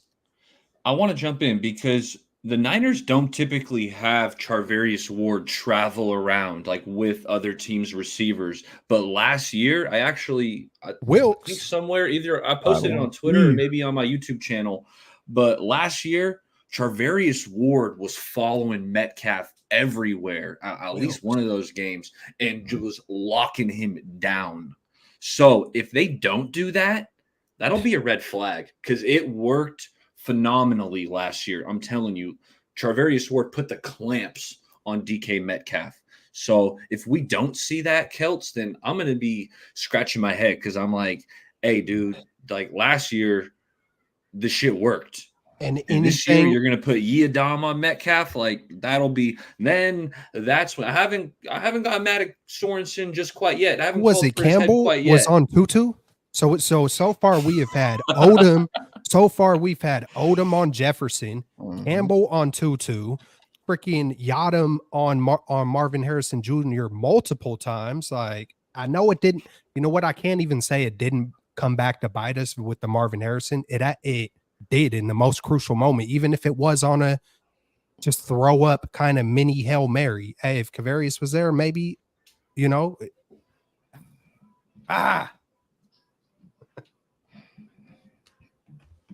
right, and lastly, one last thing.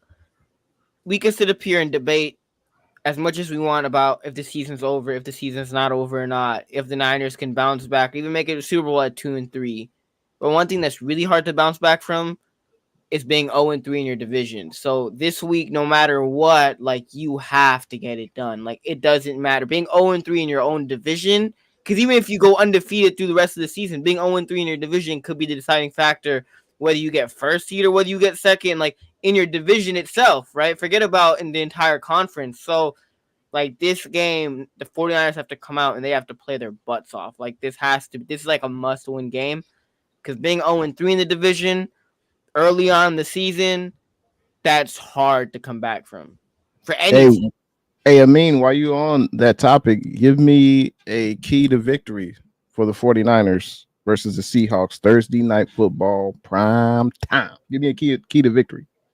I mean, defense got to be on their A game, but I mean, the most simplest thing that I would say is run the football. Like run, like Richard Sherman said in that Thursday night. It was like one Thursday night game where they brought up the Super Bowl, and he was just shouting on top of his lungs. He was like, "Run the ball, run the ball."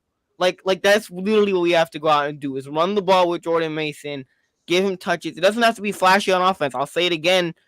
I'd rather win ugly than lose pretty. Like, I don't need you dropping back and throwing like 50 yarders every single play. Like, just play simple, complimentary, smart football, Kyle. And if we get the win, like, I don't care how ugly it is, how unfun it is to watch.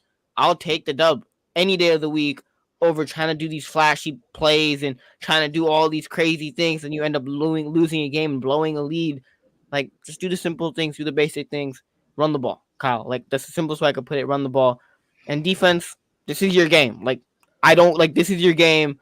Nick Sorensen, if you really want to have a game where you get this defense on track, it's against the Seattle Seahawks and Geno Smith. So get it done. What say you, Rich? Play the game the way it's supposed to be played. Y'all are making way more than the minimum wage. So what I mean by that, shout out Mac Dre. What I mean by that is play the game as it's coming to you. If the check down is there, hit the check down. If they can't stop the run, run it freaking over and over and over again. Throw the scheme out of the window for one damn game and just play it the way it's supposed to be played. If you see a mismatch, keep taking advantage of it over and over and over. If they're playing single high, whatever it is, attack what they're doing instead of saying, hey, this game, we're going to just go pass crazy, because it feels like Kyle premeditates it and is stuck in it. And that is the way it's going to go in this game. It just feels very prideful, very arrogant. And I just hope to see the joy, the fun, being loose again, and just attack the game. Just take the game as it comes to you. You know, don't overthink it. Run the ball on 3rd and 2, 3rd and 1. Just go power, go jumbo. Let them know what you're going to do and win.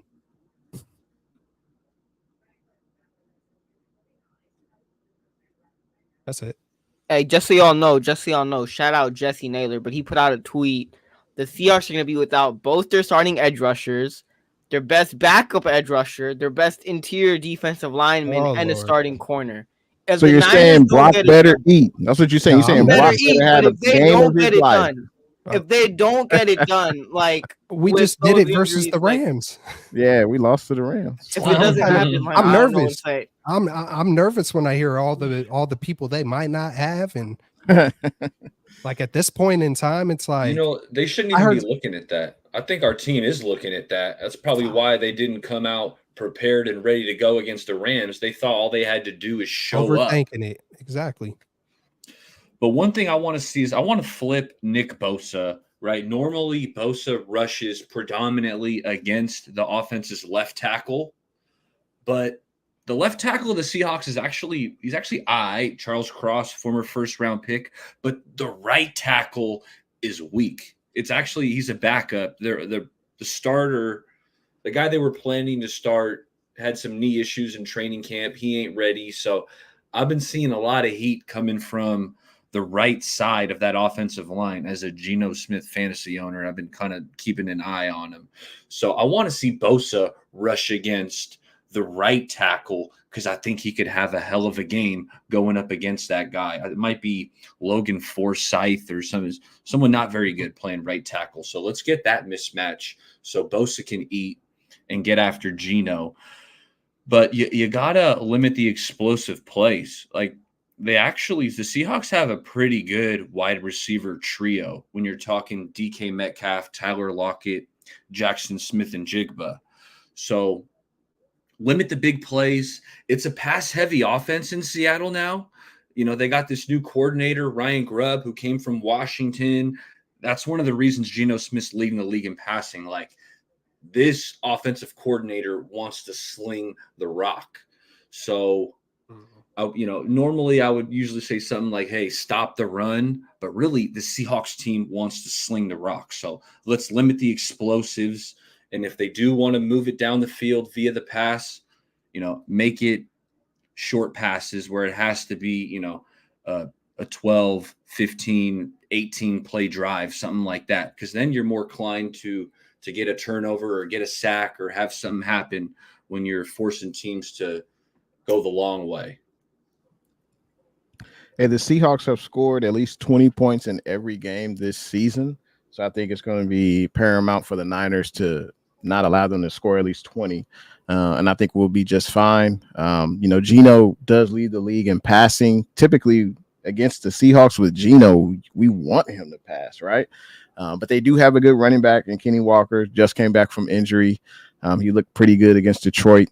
But you got to, like E said, you can't have DK Metcalf getting past Mooney, getting past Demo for a deep pass. We don't need to see a reoccurrence of Justin Jefferson because we know DK Metcalf, that's what he does best. Speed demon, gets down the field, stretches the defense.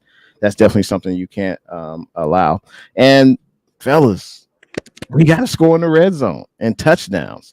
Moody most likely won't be there. We're probably going to have a street free agent who's going to be our kicker. We just got to score touchdowns. And this is Brock. Brock is next year is going to be a $60 million guy. Well, hey, prove it, man. We need you to be your best when you're in the red zone. We know you can do it from goal line to the 80.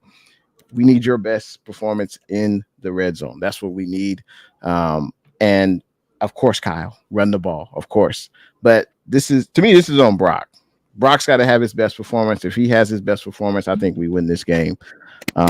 And here's my score prediction. I think the Niners will win 24-23. What's your score prediction, Kels? Oh boy. Save me for last. Wait. You know what? I'll just do it.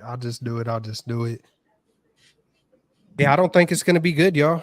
It felt like, I think I said this before the Rams game where I was like, man, it might get uglier before it gets better, y'all. And I'm feeling the same way again. And yeah, I think it's going to be, I wouldn't doubt it if it's the same damn score, the 27-24, man. Seahawks. Wow. Can we cue the hell knows? But even then, like at this point, like I don't even know if this Niners team deserves the hell knows. Like at this point. So you're saying the Seahawks are going to blow out the Niners? I mean, is that what you're saying? I'm not saying they're going to blow out the Niners. Teams have had enough, and we're not the bully no more. And yeah, we can obviously be got by anybody right now. So I'm looking at Seattle at home. We went up there and have beat them a few times at home, and I feel like these teams are getting like a little bitter taste, and these teams are tired of it. These teams are like, man, we're tired of these Niners who are the best in the world, who really ain't the best in the world, but be just mollywopping on us. Like little brother is tired, and little brother is coming throwing haymakers, and we just seen it. And I mean, I would be almost, it feels like we should be absolutely shocked if the Rams, Cardinals, and Seahawks all get us.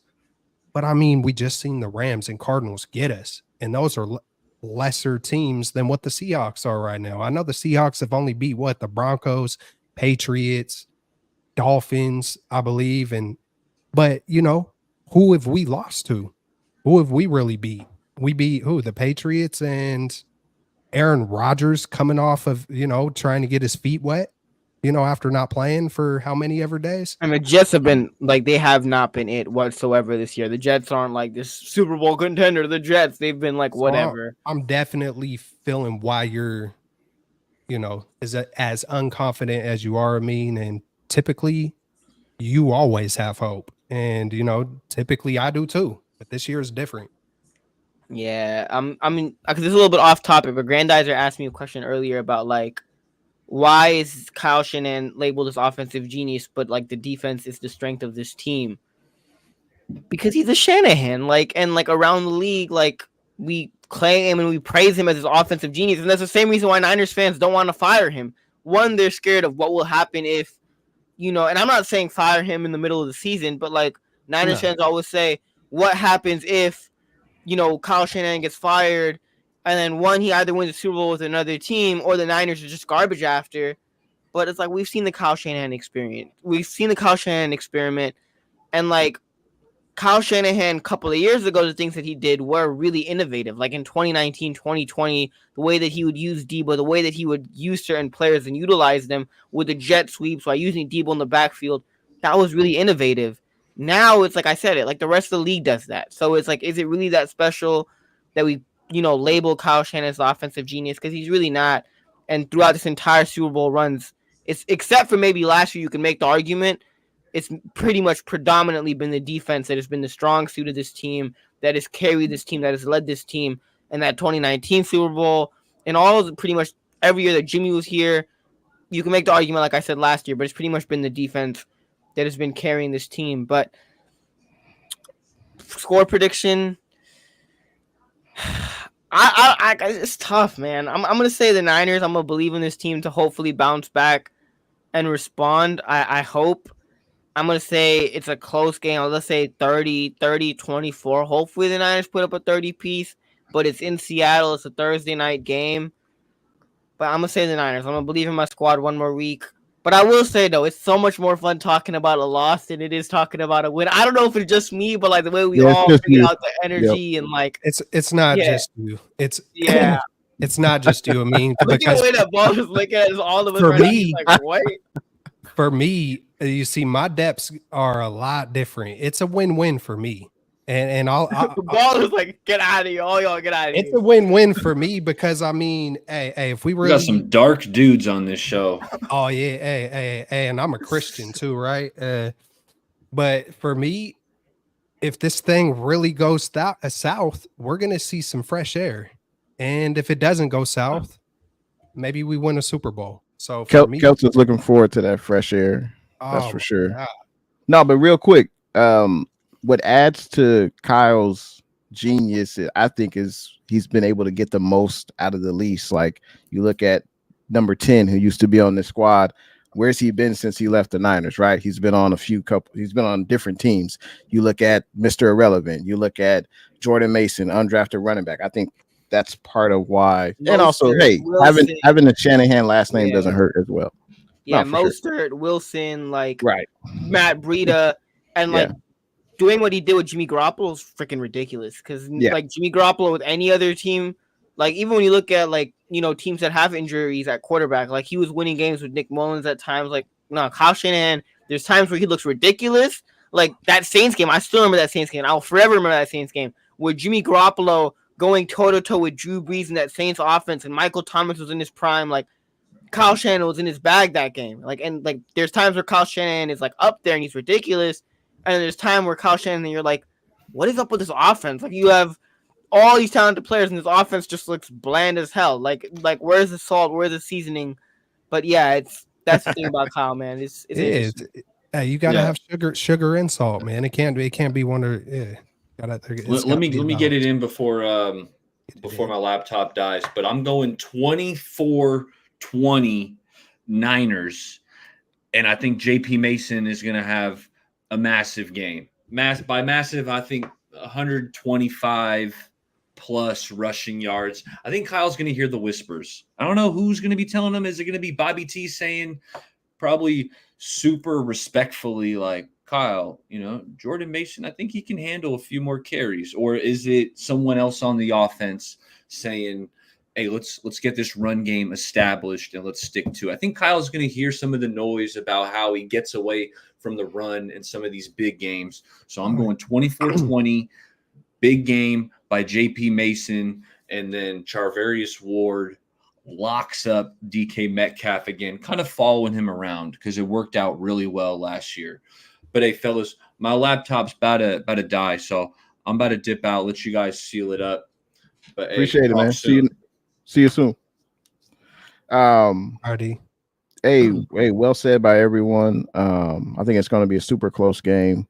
But hey, it'll be interesting to see which Niner teams comes out. Are we going to be able to put together 4 full quarters? Like, and that's something that's been lacking with this squad. Like we'll look solid first half, and the second half the bottom will drop. So And it's kind of like on the field every drive. If you really start looking at the way a season goes, the way a drive goes, like it's the same way. Hey, we're looking golden for 80 yards, and then we get in that red zone, or not even the red zone, 10 yards and in. We get to the goal line, and it feels like once the pressure hits, so yeah, no, absolutely. Hey, have to bring up Pat Willis, one of the greatest 49er linebackers of all time. He got inducted to the Niners Hall of Fame. I believe his number should be retired. I know Bosa wears 97. I know Brian Young wore 97, whatever. But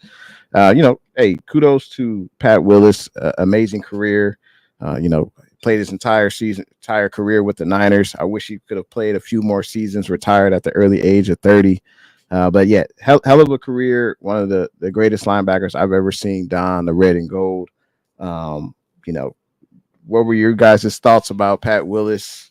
Any memories you have from him? I know he had a great interview with 95.7 The Game with Shasky and Bonte. Hell of an interview. You guys got to check it out. I'm sure it's on the 95.7 The Game YouTube channel. But if you guys have any glowing thoughts about Pat, feel free to speak, man.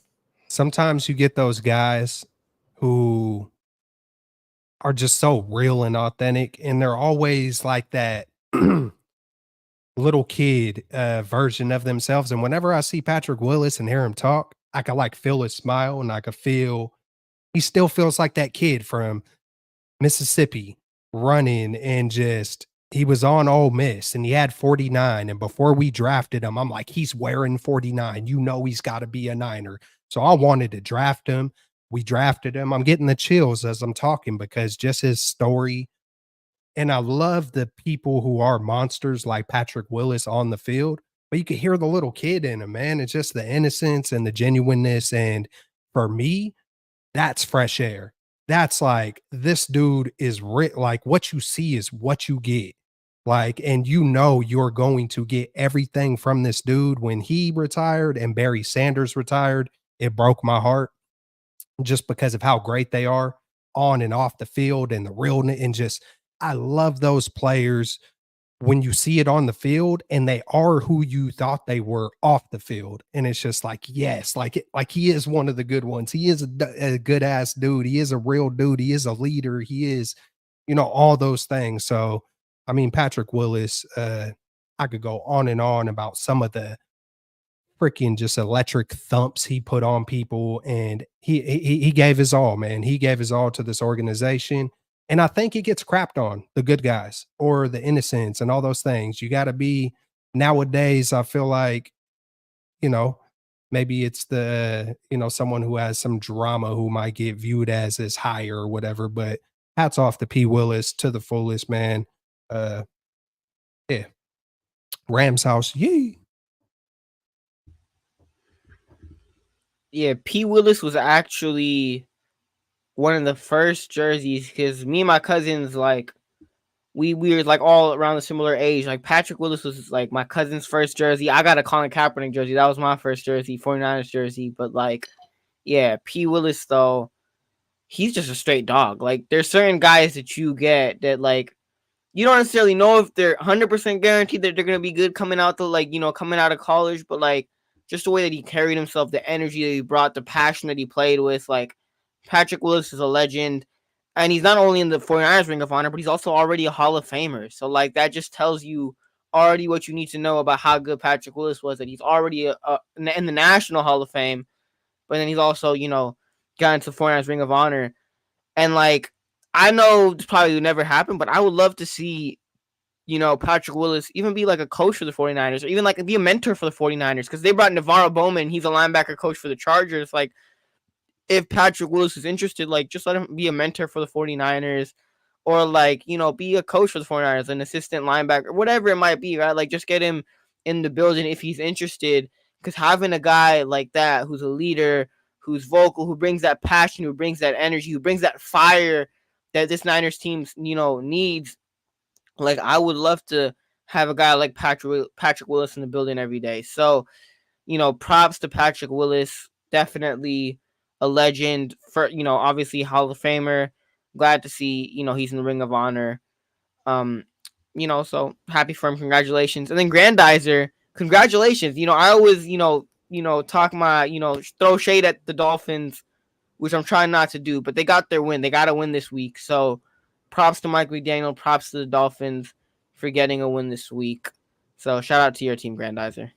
Hey, well said, man. Well deserving, Pat Willis, one of the greatest to ever do it. Pleasure to watch him, because I remember when I first started watching, there was Jeff Ulbrich, Derek Smith, Julian Peterson had a few good years, but when Pat Willie and Bowman were next to each other, it was best tandem ever in 49ers history, in my opinion. Special. Yeah, absolutely. Well, hey, man, that does it for the show. We appreciate everyone tuning in to the stream, whether you watch it on Celts, Jay in the Bay, Straight Out of the Bay, Bay Area Baller, or Amin the Dreams channel. We appreciate it. We will be back. Hey, we got a Thursday night game, fellas. We may do a live stream right after on Thursday night. I guess we'll talk about it, in the green room. But hey, man, we appreciate all the comments, everybody tuning in. We appreciate all the support. And hey, I still say this just to, we'll do a round robin, but we got a long way to go. We still got hella games left. The Niners have yet to put together a full four quarter game. Hopefully we can do that starting against Seattle. Not losing hope.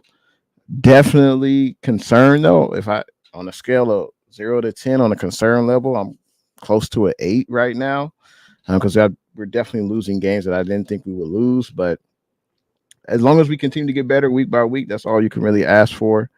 And that's how I'm, keeping the faith as a faithful. So Celts, final thoughts, man, and then we'll leave it with I just want to say, hey, much love to everybody who came through. Whether you're familiar with the show or new to the show, we appreciate all of y'all. Real talk. Hey, I love doing the show, man. There were times where I doubted, hey, do I want to keep doing this thing? But and because of the 49ers, not because of my crew, but my crew keeps me here. The comments and the people who watch this and show love, like, keep me here, so that I'm more appreciative of that more than anything. But for Steve-O with the comment of no rings to Patrick Willis, that's all I got to say, man. Just a quick little boo to that. I got to defend my homie, even if he don't know me. But much love to everybody. Hey, stay up regardless. The 49ers logo is always going to be here, no matter what player, no matter what coach, so we're going to rep it to the fullest. Even if I think we might lose this coming up, that don't mean I'm a hater or none of that. It's just, instead of always just saying what I want to happen, I'm just saying what I think's going to happen. So that's the only difference. But hey, man, any given Sunday, anything can happen. Luis, we see all y'all. Grandizer, much love to all y'all. Peace out. Yee. I mean, I just hope the Niners get it done, man. Like, I'm done watching the 49ers take L's. Like, I still haven't witnessed the Super Bowl in my lifetime. We've been 0-3. 0-3. Like, the Super Bowl playoffs are a long way from now. But, like, come on, Kyle. Like, this team is too talented. Get it done. Like, get it done. But, like, that's a far away from now. Just get a win, Kyle. Like, this team needs to bounce back. Usually when this team's back is against the wall, this team shows up and they ball out. So, are you gonna come back and bounce back? There's this Rocky quote that I always remember, but the quote is, "It ain't about how hard you can hit; it's about how hard you can get hit and keep moving forward." That's how winning is done. Yes. So, like, you've been knocked on the floor the last couple of games. How are you gonna respond? Are you gonna bounce back, and are you gonna get back up on your feet and throw and still continue to throw punches? Or are you just gonna throw in the towel? So the Niners, come out and do your thing. Give the ball to Jordan Mason, Kyle, not just for the Niners' sake, but also for my fantasy team's sake, because, like, 8 points is kind of whack. You know what I'm saying? Like, likely I squeaked out the win, but, like, 8 points? Come on, Kyle. Like, give Jordan Mason some touches, man. Like, I don't have Christian McCaffrey on my team. My running backs are kind of lacking. So, like, I need Jordan Mason to produce while Christian McCaffrey's out. So give him the rock. Dual intentions here. I mean, like, listen, like, if Jordan Mason does well, the Niners do well, and then if Jordan Mason does well, so does my fantasy team do well. So, like, it's a win-win. You know what I'm saying? It's a win-win. I'll take it. And then last, you know how we always ended off with the bang, bang Niner gang. So, go Niners.